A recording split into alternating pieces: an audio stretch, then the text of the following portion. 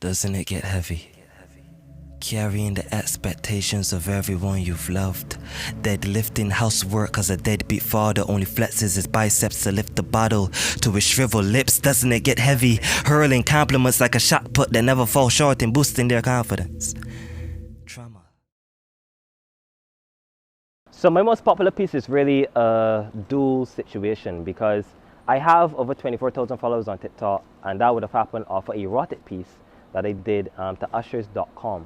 And as you know, erotica could get a bit intimate in the delivery, and I got a pretty good vocal range, so my lower register is pretty low, and apparently girls like that. So that video went on to get 300,000 views, and then I posted it was in black and white, and then I posted the color version. I got like 125,000. So combined, the piece got like 500,000 views, which is 500,000. So that's more than the population of Barbados. So that's by far the most popular, but I'm not sure in fact, I know for a fact most of the views are not from Barbados. So locally, I think the most popular piece I have is a piece called If a Bullet Could Talk. It's a piece dealing with anti-gun violence, and I would have written it in 2019. It would have won this competition organized by AJA called the Open Your Eyes competition, which was dealing with gun violence.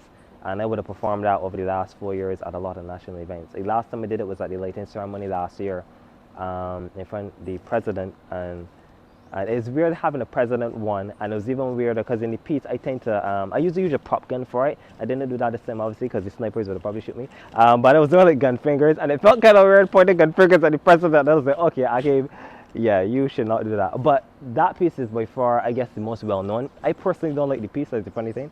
I don't like it because this is me being a perfectionist. I know I could have written it better, but people don't seem to care. People like it where it's at. So that's just me being a perfectionist. But those are my two most well-known pieces. My favorite piece though is called Body Count. It's an acoustic guitar piece, and it is, I think, the perfect culmination of everything that's StonedWithCupid. It is this romantic, sultry sort of poem, but then it also very lyrical, like it packed with a lot of wordplay and lyrics. And it's also not soft to the point where a man will listen to it and be like, nah. Like the things they're saying is stuff that a man can relate to and stuff that women can relate to. Even if the women relating to it because they've suffered the trauma that the man is talking about. Trauma has made you into such a good athlete.